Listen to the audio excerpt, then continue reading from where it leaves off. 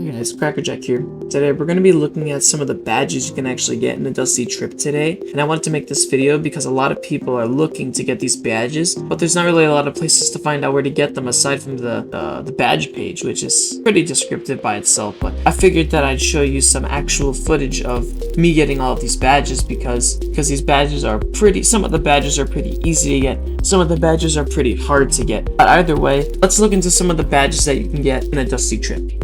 So the first badge you can actually get on the badge page is Meet the Developers. Only 250 people have this badge, and it's really hard to meet the developers. I actually have this badge because a developer was in my game at one point, just by complete luck. But the developers are very lone wolfish. They do not like playing with random people at all. So if you guys have this badge, consider yourself super lucky, and a developer must have just been playing with his friends or something, because this badge is probably the hardest one on the list to get, and good luck getting it.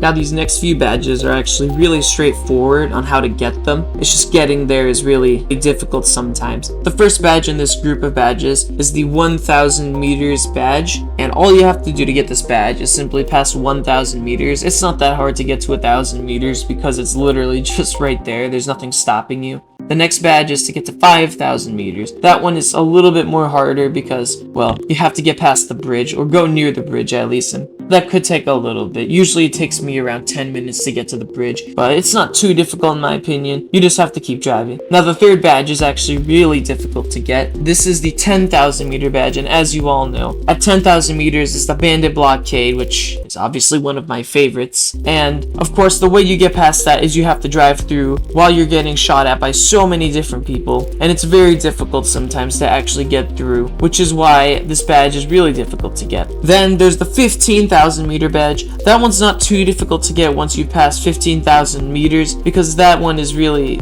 just another 5,000 meters after you pass the bandit blockade, which is the hardest one to get, the hardest badge to use. And finally, the last badge you can get is the 20,000 meter badge. Now this one is pretty easy to get as well. All you have to do is just make it to 20,000 meters, but the problem with this badge is that you're going to get swarmed by a bunch of zombies as soon as you get there, so you best be prepared with a vampire dagger and a few pieces of dynamite once you get there. So the next badge on our list here is defeating the vampire boss. So the way you're going to be doing this is you're going to be finding a church which has a 3% chance of generating as you generate the map, and I know this because one of the developers actually told me about this. But anyways, what you want to do is you want to have at least a gun, because a gun is definitely going to be the way to go when you want to take this guy out, because he actually is very tanky to melee attacks, but to guns he's actually really easy. So the way you take him out, I believe, is 15 to 17 shots, and you can see here in the background footage I just mag dump him with the pistol and it actually completely kills him. And this is where you'll get the vampire dagger, which is going to be used in the next badge, and it's very important for the next badge. So the next badge on our list is going to be clear the ghost town badge. For this one, all you have to do, and I say that with a grain of salt,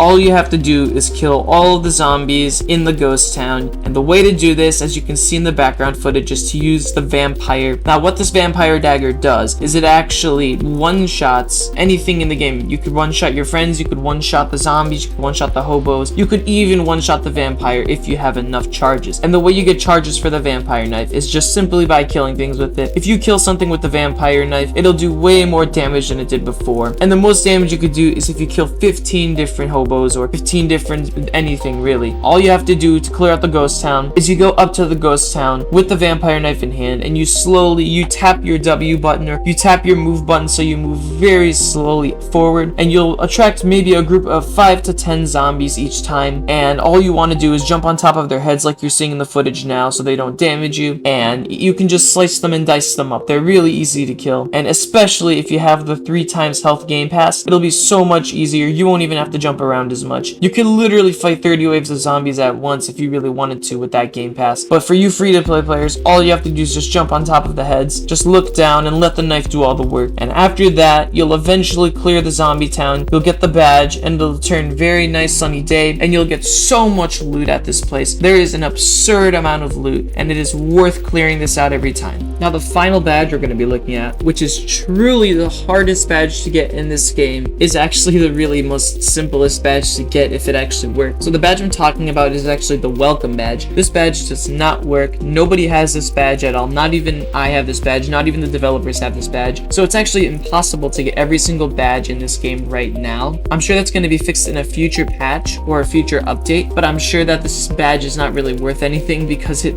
literally just means you join the game because, well, it's free, you know? But anyway, guys, that's gonna be it for this video. This video is really fun to make because I got to go through some old footage that I actually had where I did my 100,000 meter run. All of this footage was taken from that video, and it was really fun to actually watch me go through it again. I'm really glad that I could make this video for you guys because this video, I feel like, is important because it's showing you how to get all the badges, and the badges in this game are pretty difficult to get at sometimes, but I hope you guys learned something. Anyways, goodbye.